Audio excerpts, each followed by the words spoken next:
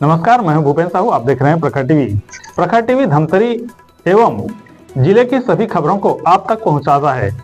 तो इस वक्त की क्या खास खबर है, आइए जान। धमतरी पुलिस द्वारा शुक्रवार को पुलिस प्रशिक्षण केंद्र रुद्री में नए कानून संहिता के संबंध में जानकारी देने के लिए पत्रकारों के लिए एक दिवसीय कार्यशाला का आयोजन किया गया, जिसमें 3 नवीन आपराधिक कानून 1 जुलाई 2024 से प्रभावशील हो गए हैं, उनकी जानकारी दी गई। कार्यक्रम में अतिरिक्त पुलिस अधीक्षक और जिला अभियोजन अधिकारी ने नई संहिताएं के बारे में जानकारी प्रदान की। इसके अलावा महिलाओं एवं बालक बालिकाओं के विरुद्ध लैंगिक अपराधों का समाचार में प्रकाशन के संबंध में दिए प्रावधानों को भी विस्तार से बताया।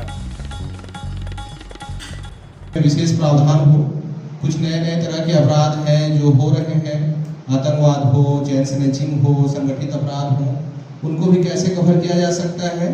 और नई जो प्रक्रियाएं हैं जिसमें अभी होना है, गवाही का तरीका है, वो सब बदल गया है। आप लोग देखते हैं कि विसी में आजकल बहुत सारा चीज हो रहा है, आपको नोटिस भेजना, समन्स भेजना, ये सब चीज अब नहीं रह गया है। तो ऐसे चीजों को समावेशित ये सब नए कानून में किया है। साथ ही साथ साक्ष्य अधिनियम में कि आप मोबाइल में कोई रिकॉर्ड कर रहे हैं, किसी का वॉइस सैंपल लेना है, जो टेक्निकल पर्सनल पुराना आईपीसी था, उसमें देखेंगे कि क्रम जो था टूटा हुआ था। महिलाओं के संबंध में अपराध बीच में, कहीं चोरी का अपराध, कहीं और। आज की स्थिति में और उस स्थिति में एक गुलाम भारत, फिर आजाद भारत, गुलाम भारत से आजाद भारत की ओर, उसके बाद उन्नत भारत से विकसित भारत की ओर। तब आवश्यकता थी कि हम जितने विकसित हैं तो हमारा कानून भी उस परिप्रेक्ष्य में विकसित बने, उन्नत बने और हमारे लिए न्याय करें, के लिए न्याय करें, एक्यूज्ड के लिए भी न्याय करें। हम पहले से देख रहे थे कि व्हाट्सएप में चैटिंग, जैसे आप लोग देखते होंगे, कई आप लोगों ने सुना होगा, व्हाट्सएप में चैटिंग किया, एक्यूज्ड ने किसी भी तरह से, किसी भी अपराध के बारे में, धोखाधड़ी के बारे में, किसी भी तरह की प्रवंचना के बारे में, किसी भी तरह से छेड़खानी के बारे में, रेप के बारे में, है ना, कि मैंने तेरे साथ, हाँ मैंने बलात्कार। कई बार ऐसा होता है कि कंसर्न देते हैं, लेकिन उसको हम साबित कैसे करें, इसके लिए हमारे पास पहले किसी भी तरह का विधिक प्रावधान नहीं था। लेकिन अब क्योंकि अब विकसित भारत है, इसके लिए माननीय गृह मंत्री महोदय ने इसको क्या किया, ये जो प्रौद्योगिकी है इसको, इलेक्ट्रॉनिक अभिलेखों को इसमें शामिल किया साक्ष्य के रूप में।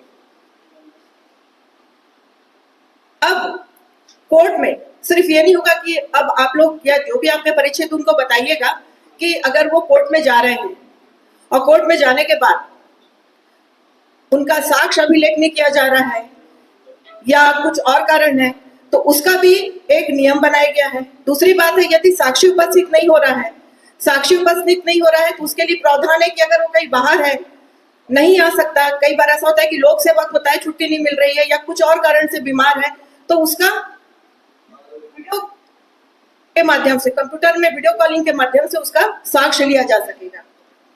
भारत सरकार द्वारा संशोधन किया गया है और इस कार्यशाला का उद्देश्य था कि इस नवीन कानूनों के बारे में अधिक से अधिक लोगों को परिचय हो। तो 1 जुलाई 2024 को यह कानून लागू होने के बाद अलग-अलग दिवसों पर अलग-अलग समूह के साथ कार्यशाला ली गई, जिसमें सबसे पहले शहर के गणमान्य नागरिक, वरिष्ठ नागरिकों के साथ कार्यशाला ली गई। उसके बाद सीओ कार्यालय के महिला समूह के साथ, स्कूली बच्चों के साथ, एनसीसी एनएसएस के छात्राओं के साथ यह कार्यशाला जिला मुख्यालय के साथ अलग-अलग विभागों में, धमतरी के 3 विभागों में संचालित होती रही। आज इस कार्यशाला आगे भी चलती रहेगी, लेकिन फिर भी ये जो क्रम था, इसके अंतिम दिवस 12 जुलाई को हमने आज आप पत्रकार बंधु सत्याग्रह कार्यशाला का आयोजन किया। इस आयोजन के लिए मैं collector madam, SP sir, SSP sir, DPO madam का बहुत-बहुत धन्यवाद देता हूं और आपका धन्यवाद देता हूं जिन्होंने इस कार्यशाला को अटेंड करने में सहभागिता दिखाई एवं इसका अधिक प्रचार करेंगे। धन्यवाद। आज जो कार्यशाला आयोजित की गई है और नवीन कानून है उनके परिप्रेक्ष्य में आयोजित की गई है, और जो नवीन कानून है उसमें सबसे अच्छी बात है कि इसमें दंड नहीं, न्याय की व्यवस्था की गई है। दूसरी बात है कि इसमें कानून जो सजा का प्रावधान है उसको बढ़ाया गया है, महिलाओं और बच्चों को सुरक्षा दी गई है, नागरिकों को अधिकार प्रदान किया गया है, और इससे इसका जो आगे का आने वाला जो आशातीत परिणाम ये होगा कि अपराधों में कमी आएगी।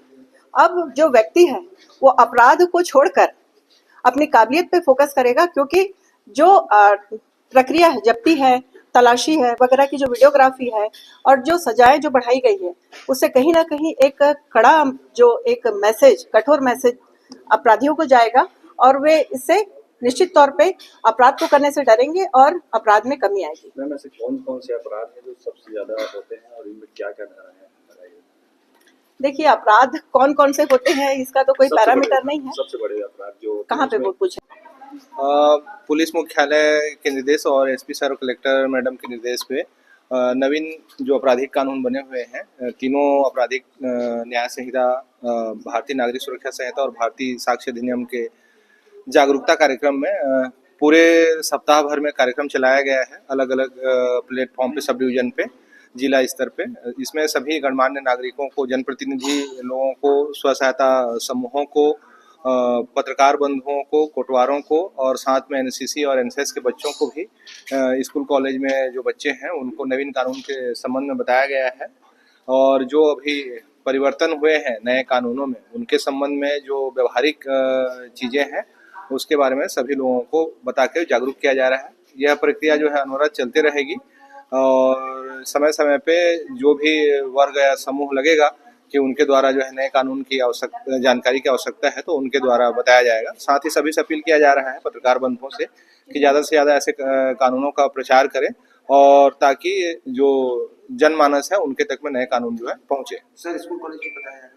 हाँ, स्कूल कॉलेज में भी बताया जा रहा है। सब डिवीजन स्तर पे जो थाना प्रभारी हैं, एसडीओपी हैं और जिले स्तर पे जो डीएसपी मुख्यालय है, रक्षित निरीक्षक हैं, और हमारे द्वारा जो है इनको स्कूल कॉलेजों में भी समय समय पे जाके स्कूल कॉलेजों में भी बताया जा रहा है। अब तक की खबरें, अन्य खबरों के लिए प्रखर टीवी के संग बने रहिए। बहुत जल्द मिलते हैं।